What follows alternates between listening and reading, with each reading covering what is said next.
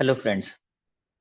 OSS पर students के section increase या स्टूडेंट के नंबर इंक्रीज को लेकर जितने भी स्कूल्स बहुत समय से परेशान हैं, पिछले बहुत समय से, उनके लिए कुछ हद तक एक रिलीफ की खबर आई है। पहले भी सीबीएसई ने एक सर्कुलर इशू किया था जिसमें उन्होंने कुछ रिलीफ दी थी उन स्कूल्स को कि वो बेस्ड अपॉन अपग्रेडेशन लेटर, उसमें जितने नंबर ऑफ सेक्शंस अलॉट हुए थे किसी स्कूल को, उसके बेसिस पर सरस पोर्टल पर जाकर बिना फीस पे किए अपने सेक्शन इंक्रीज कर सकते हैं। मगर उसमें अपेंडिक्स 5 का कोई जिक्र नहीं था कि अगर अपेंडिक्स 5 के बेसिस पर भी सेक्शन इंक्रीज करना चाहते हैं तो उसके लिए फीस लगेगी या नहीं। इसी तरह से और बहुत सी क्वेरीज थी जिनका सीबीएसई ने कोई सॉल्यूशन नहीं दिया था। मगर ग्रेट न्यूज़ ये है कि अभी हाल ही में सीबीएसई ने 11th 11 तारीख को और 12 तारीख को दो सर्कुलर्स ऐसे इशू किए हैं जिसमें सीबीएसई ने ये सॉल्यूशन स्कूल्स को दिया है। उनकी बहुत सारी प्रॉब्लम्स को, स्कूल्स की प्रॉब्लम्स को सीबीएसई ने एड्रेस किया है और सॉल्यूशंस भी उन्हें प्रोवाइड किया है। तो क्या है इन सर्कुलर्स में, जल्दी से देख लेते हैं। बिकॉज ये 11th वाला जो सर्कुलर है ये थोड़ा सा कंफ्यूजिंग था। इसका सब्जेक्ट है clarification regarding number of permissible sections.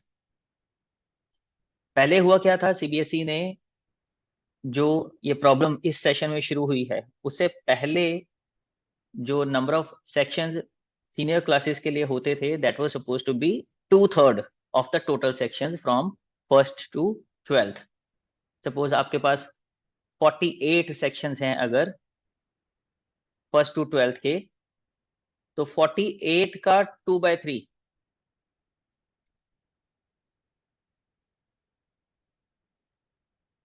Means 16 sections आप लोग रन कर सकते थे from classes 9th to 12th।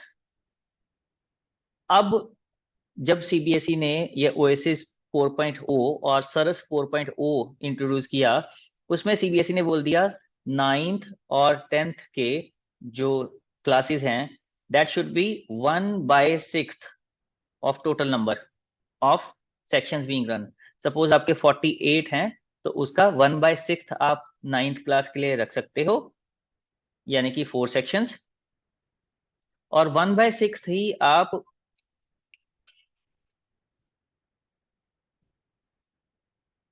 1/6 ही आप +1 और +2 के लिए भी रखेंगे, 11th और 12th के लिए।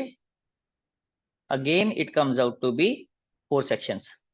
तो बहुत से स्कूल्स ऐसे जो 11th और 12th में multiple number of sections run कर रहे थे ऑलरेडी, उनके लिए बहुत बड़ी प्रॉब्लम खड़ी हो गई, क्योंकि वो कैसे अपने सेक्शंस का नंबर रिड्यूस करें। सपोज वो अगर 8 सेक्शंस या 10 सेक्शंस या कुछ ऐसे ही सेक्शंस ऑलरेडी रन कर रहे थे, तो how could they reduce it down to 4 sections only. तो वो स्कूल्स ने भी अपनी प्रॉब्लम सीबीएसई के साथ शेयर की थी, इसलिए सीबीएसई ने उस प्रॉब्लम का भी सॉल्यूशन दिया है इस सर्कुलर में। 11th वाले सर्कुलर में उन्होंने क्लियरली बोला है कि अगर किसी स्कूल में 2400 स्क्वायर मीटर्स लैंड अवेलेबल है तो as per affiliation bylaws appendix 5 up to 12th class वो स्कूल टोटल 24 सेक्शंस रन कर सकता है। फर्स्ट टू 12th के 24 सेक्शंस एज पर अपेंडिक्स 5 ही स्कूल रन कर सकता है। उसके अलावा उसमें बाल वाटिका के 6 सेक्शंस और जोड़ दिए जाएं तो टोटल नंबर हो जाता है 30। तो अब सीबीएसई ने बहुत बड़ी रिलीफ देते हुए ये बोला है कि 30 का 1/3 यानी कि 10 सेक्शंस स्कूल अब इन क्लासेस के लिए 11th और 12th क्लासेस के लिए रन कर सकता है।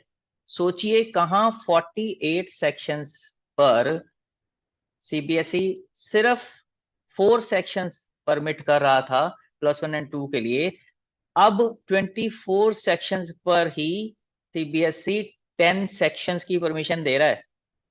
अगर 24 आपके फर्स्ट टू 12th के थे, फर्स्ट टू 12th के, और उसमें आपने बाल वाटिका के 6 और जोड़ लिए, तो 30 के बदले में आपको 10 सेक्शंस अलाउड हो गए +1 और +2 के। इसी तरह से अगर आप ये जो 10 सेक्शन है ये 24 पर है, मगर अगर आप 48 पर देखेंगे तो आपको 48 पर कितने सेक्शंस मिल जाएंगे? 20 सेक्शंस आप लोग +1 और +2 क्लासेस के चला पाएंगे अगर आपके पास total number of sections 1st to 12th के 48 हैं अप्रूव्ड, और बाल वाटिका के उसमें आप 12 ऐड कर लेंगे, 12 टोटल हो जाएंगे 60। तो 60 में से 20 सेक्शंस आप +1 और +2 के चला पाएंगे। अब मुझे नहीं पता ये वेलकम स्टेप है या गलत स्टेप है सीबीएसई की तरफ से। ये स्टेप जो हम एक फाइट लड़ रहे हैं कोचिंग सेंटर्स के खिलाफ जो बच्चों को स्कूल्स में डमी एडमिशंस दिलवाते हैं और फिर कोचिंग सेंटर में पढ़ाते हैं, या जो स्कूल्स खुद डमी एडमिशन देते हैं +1 और 2 क्लासेस में बच्चों को और बड़े सेक्शंस का नंबर बढ़ा लेते हैं, या वो पेरेंट्स और बच्चे जो डमी एडमिशन ही मांगते हैं स्कूलों के अंदर ताकि वो कोचिंग सेंटर्स में जाके पढ़ाई कर सकें, उनको ये स्टेप एनकरेज करेगा या डिस्करेज करेगा? I don't want to comment on it. आप लोग बेटर जज हैं, यू कैन सी एंड जज एंड डिसाइड कि ये सीबीएसई का जो स्टेप है ये स्कूल एजुकेशन के लिए अच्छा है या बुरा। मगर रियलिटी यही है कि आज की डेट में अगर किसी भी स्कूल के पास 2400 स्क्वायर मीटर लैंड है, उसको 1st to 12th के 24 सेक्शंस अलाउड हैं, उसमें बाल वाटिका के 6 जोड़ के 30 सेक्शन पर 10 सेक्शंस वो +1 और 2 के ही सिर्फ चला सकता है। और इसी तरह से अगर इसको हम डबल कर लें, 48 सेक्शंस की परमिशन है, 12 बाल वाटिका के जोड़िए तो 20 सेक्शंस +1 और 2 के ही सिर्फ उसमें से स्कूल चला सकता है। बहुत बड़ी रिलीफ है उन सभी स्कूल्स के लिए जिनके पास ऑलरेडी सेक्शंस का नंबर बहुत ज्यादा है, +1 और 2 के सेक्शंस का नंबर। इसके अलावा भी जो on every 500 square metres of additional land 3 extra sections are permissible, जो पहले से बहुत बार अलग अलग सर्कुलर्स में बोर्ड ने डिक्लेयर किया हुआ है, वो रिलीफ भी जारी रहेगी। इसके अकॉर्डिंगली +1 और 2 में सेक्शन का नंबर और भी बढ़ाया जा सकेगा। तो बहुत बड़ी गुड न्यूज है उन सभी सीनियर सेकेंडरी स्कूल्स के लिए जो ऑलरेडी बहुत ज्यादा नंबर ऑफ सेक्शंस चला रहे हैं +1 और 2 के। अब आते हैं ओएसिस पर। ओएसिस के लिए सीबीएसई ने, जैसे मैंने पहले बताया, 12th को 12 तारीख को ये सर्कुलर इशू किया है कल ही, जिसमें actions to be taken in SARAS by schools regarding, ये सब्जेक्ट है इसका। अलग अलग प्रॉब्लम्स के लिए सरस पर जाकर कैसे सॉल्यूशन गेन करना है, फोकस सीबीएसई का इसके ऊपर है। It has been informed recently to CBSE by various schools that they are facing some problems while assessing Saras. Some तो नहीं, प्रॉब्लम्स तो बहुत ज्यादा है, मगर सीबीएसई ने उन सभी प्रॉब्लम्स का सॉल्यूशन भी दे दिया है, so we should be thankful to them. In this connection, it has been observed by CBSE that schools are not aware of how to process these issues in सरस। तो बहुत ही क्लेवरली सीबीएसई ने ये बात आपके ऊपर ही डाल दिया कि हमने तो ठीक ही सिस्टम बनाया था, आपको ही समझ में नहीं आ रहा कि सरस पर उसको कैसे इम्प्लीमेंट करना था या यूटिलाइज करना था। तो आप इस सर्कुलर के थ्रू सीख लीजिए कैसे सरस पर जाकर प्रोसेस करना था इन इश्यूज को, ताकि आप अपनी प्रॉब्लम्स का सोल्यूशन ले पाए। To guide the schools, action to be taken by the schools in different issues in Saras has been prepared by CBSE and annexed herewith। annexure साथ ही है, वो मैं आपको समझा देता हूं पढ़ के। Hence schools are requested to go through the said annexure and take actions accordingly। तो annexure क्या बोलता है? Actions to be taken by the schools on different issues। सबसे पहला इशू क्या है? बहुत से स्कूल्स ऐसे हैं who have applied for section increase या फिर अपग्रेडेशन टू सेकेंडरी या सीनियर सेकेंडरी लेवल, या फिर फ्रेश एफिलिएशन टू सेकेंडरी या सीनियर सेकेंडरी लेवल, या फिर स्विच ओवर कैटेगरी किसी और बोर्ड से सीबीएसई में from secondary senior secondary level in Saras, and उनको एफिलिएशन या ये जो भी उन्होंने स्विच ओवर वगैरह मांगा है वो ग्रांट हो चुका है। ये सबसे पहला केस है जिन्होंने भी फ्रेश एफिलिएशन या अपग्रेडेशन या स्विच ओवर मांगा था और उनको ये ग्रांट हो चुका है।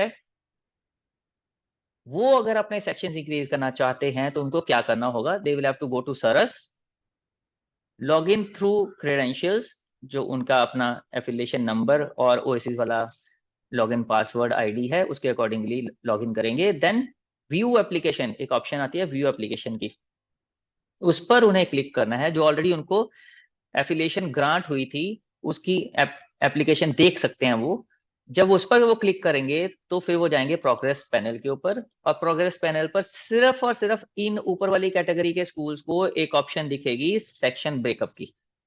बाकी कैटेगरीज को नहीं दिखती ये ऑप्शन, सिर्फ इनको दिखेगी submit section breakup.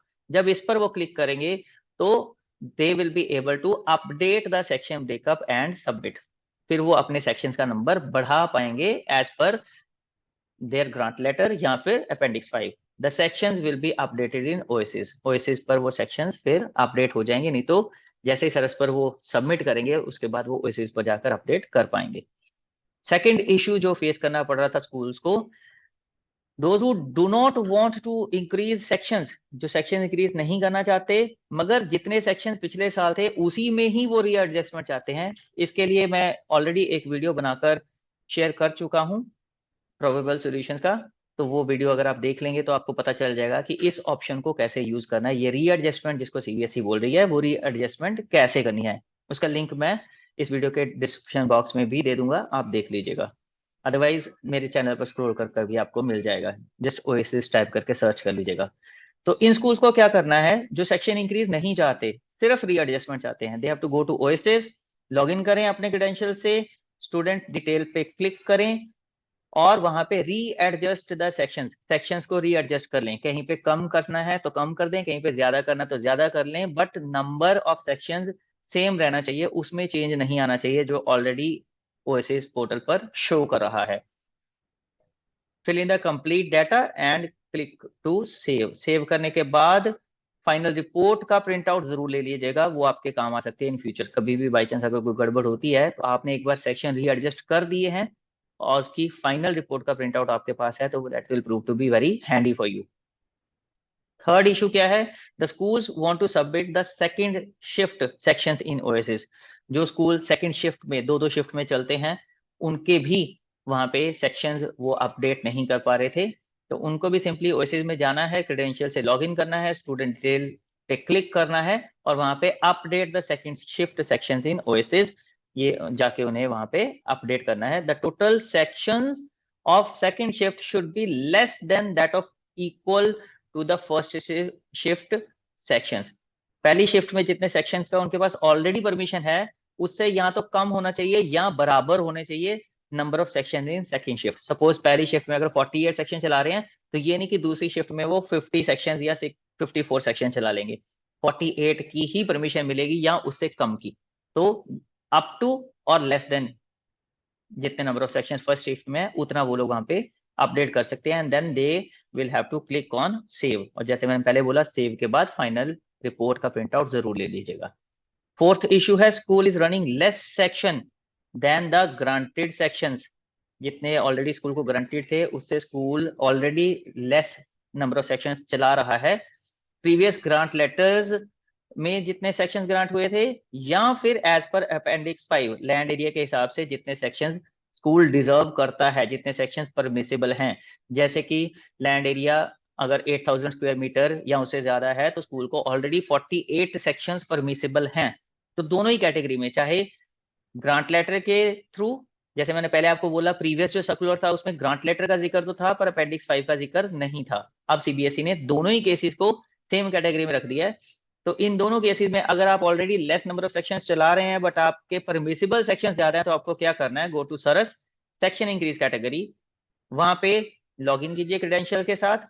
If sections need to be increase as per appendix 5 तो वहां पे जो ऑप्शन मिलेगी आपको, दो ऑप्शन मिलेंगे वहां पे, सीबीएसई पूछेगी आपसे, वहां पे पूछ रही है रादर कि आप अपने सेक्शंस को अपेंडिक्स 5 के अकॉर्डिंगली इंक्रीज करना चाहते हैं या फिर आप ग्रांट लेटर के अकॉर्डिंगली इंक्रीज करना चाहते हैं। तो दोनों ही केसेस में आपको एक ऑप्शन में यस टिक करना है, यस पे क्लिक करना है। अगर आप अपेंडिक्स 5 के अकॉर्डिंगली चाहते हैं तो आप उसमें यस क्लिक कर दीजिए, अगर आप ग्रांट लेटर के अकॉर्डिंगली चाहते हैं तो आप उस पर यस क्लिक कर दीजिए। इसके बाद आपको पार्ट ए पार्ट बी सारी प्रोसेस जैसे एफिलिएशन वाली प्रोसेस होती है वही कंप्लीट करके आपको अपनी एप्लीकेशन सबमिट करनी है। ग्रेट न्यूज ये है कि no fee will be charge, आपसे फीस नहीं ली जाएगी दोनों ही कैटेगरीज में। जैसे मैंने पहले बोला कि पिछला जो सर्कुलर था उसमें ग्रांट लेटर वालों का तो क्लियर था कि उनसे फीस चार्ज नहीं की जाएगी, मगर अपेंडिक्स 5 के अंडर जो अप्लाई कर रहे थे ये क्लियर नहीं था कि उनसे फीस चार्ज की जाएगी या नहीं। तो अब सीबीएसई ने क्लियर कर दिया है कि दोनों ही कैटेगरीज में फीस चार्ज नहीं की जाएगी। तो कॉन्फिडेंटली गो अहेड। यही वाला जो इशू है, इशू नंबर 4, ये मैक्सिमम स्कूलों को, सबसे ज्यादा स्कूलों को यही वाला इशू फेस करना पड़ रहा था और सीबीएसई ने इसका सोल्यूशन उन्हें दे दिया है। मगर छोटी सी प्रॉब्लम सिर्फ ये है कि उनको सरस पोर्टल पर जाकर एफिलिएशन प्रोसेस दोहरानी ही पड़ेगी। जैसे जैसे स्टेप्स हैं, पार्ट ए फिल करना, पार्ट बी फिल करना, सी फिल करना, फिर अप्लाई करना, सबमिट करना, ये सब कुछ उनको करना ही पड़ेगा। Issue number 5, Bal Vatika to be included in criteria for classes +1 and 2 calculation. ये ऑलरेडी मैंने सर्कुलर नंबर 11 जो आपको पूरा एक्सप्लेन करा है, इसमें सीबीएसई ने समझा ही दिया है कि बाल वाटिका अब इंक्लूडेड होगी +1 और 2 के सेक्शंस की कैलकुलेशन के लिए। उसमें आपको ओएसिस पर जाना है, क्रेडेंशियल से लॉगिन करना है, स्टूडेंट डिटेल में जाना है। जो schools who have already filled their Bal Vatika sections, their number of sections for +1 and 2 will be 1/3 of total sections, जैसे मैंने 11th वाले सर्कुलर में समझाया है। Complete and submit the data. तो जिन स्कूल्स ने बाल वाटिका सबमिट कर दी है उनके लिए बहुत ही बड़ी गुड न्यूज ऑलरेडी सीबीएसई ने दे रखी है। 24 सेक्शंस हैं तो 10 सेक्शंस आप कॉन्फिडेंटली +1 और 2 के चला पाएंगे, और अगर 48 सेक्शंस हैं तो 20 सेक्शंस आप +1 और 2 के चला पाएंगे। 48 मतलब फर्स्ट टू 12th के 48, मगर बाल वाटिका मिला के अप टू 60 अगर आपने कर लिए तो। अगर बाल वाटिका के सेक्शंस का नंबर आपका कम होगा तो प्लीज कैलकुलेशंस में उसको जोड़ के फिर 1/3 से डिवाइड कीजिएगा। ये जो कैलकुलेशन मैंने बोली है, मैं अज्यूम कर रहा हूं कि अगर 24 के पीछे 6 सेक्शन बाल वाटिका के आप चला रहे हैं तो 48 के पीछे 12 सेक्शंस आप बाल वाटिका के चलाएंगे ही। उतनी ही परमिशन भी है, उससे ज्यादा आप चला भी नहीं पाएंगे। राइट। तो नेक्स्ट इशू है नंबर 6, गवर्नमेंट स्कूल्स का। क्योंकि गवर्नमेंट स्कूल्स में बच्चों का नंबर जो होता है वो पर सेक्शन ज्यादा होता है। सीबीएसई यहाँ पे थोड़ा सा रिलैक्सेशन देती है गवर्नमेंट स्कूल्स को। जैसे बाकी स्कूल्स के लिए 40 और 45 का नंबर परमिसिबल है, गवर्नमेंट स्कूल्स के लिए सीबीएसई थोड़ा ज्यादा परमिशन देती है नंबर ऑफ स्टूडेंट्स पर सेक्शन में। उनको क्या करना है, ओएसिस में जाना है, क्रेडेंशियल्स में लॉगिन करना है, स्टूडेंट डिटेल्स पे क्लिक करना है, और they will be increase up to 10% of their students age पर their previous data in OASIS. जो भी ओएसिस में उनका पिछला डाटा शो कर रहा है प्रीवियस सेशन का या करंटली जो शो कर रहा है, उसमें 10% तक बच्चों का वो इंक्रीज कर पाएंगे। सपोज अगर 40 शो हो रहा था तो वहां पे 10% उसका इंक्रीज कर पाएंगे 44। अगर ऑलरेडी 45 शो हो रहा था तो उसका भी 10% they will be able to increase. Complete and submit the data. इसके बाद नंबर 7 इशू है, independent schools want to increase their students in OASIS. अगर प्राइवेट स्कूल्स ओएसिस पर स्टूडेंट्स का नंबर इंक्रीज करना चाहते हैं, यहाँ पे भी एक थोड़ा सा स्कूल्स के साथ, क्या बोलूं मैं इसको, मैं कोई ऐसा वर्ड यूज नहीं करना चाहता जो सीबीएसई को बुरा लगे, मगर थोड़ा सा प्राइवेट स्कूल्स को यहाँ पे गवर्नमेंट स्कूल्स के मुकाबले सेटबैक लगा है। वाई? बिकॉज जो अभी रिसेंटली सीबीएसई का सर्कुलर आया था जिसमें उन्होंने बोला था कि सभी स्कूल्स जो हैं वो अपने स्टूडेंट्स के नंबर को 3 साल के लिए, 3 सेशन के लिए, 23-24, 24-25 और 25-26 के लिए 45 नंबर ऑफ स्टूडेंट्स अकोमोडेट कर पाएंगे ओएसिस पर, ताकि वो ये सारी रीएडजस्टमेंट कर लें और इन 3 सेशंस के बाद नंबर ऑफ स्टूडेंट्स घट के 40 रह जाए पर सेक्शन। तो सीबीएसई ने थोड़ा सा ब्रीदिंग टाइम दिया था, ब्रीदिंग पीरियड दिया था 3 सेशंस का। तो सभी स्कूल ये मान के चल रहे थे कि 1st to 12th सीबीएसई ने 45 सेक्शंस ग्रांट कर दिए हैं। उनके लिए थोड़ा सा सेटबैक लगा है। Why? Because they will have to now go on OASIS, उसके बाद क्रेडेंशियल से लॉगिन करेंगे, स्टूडेंट डिटेल में जाएंगे।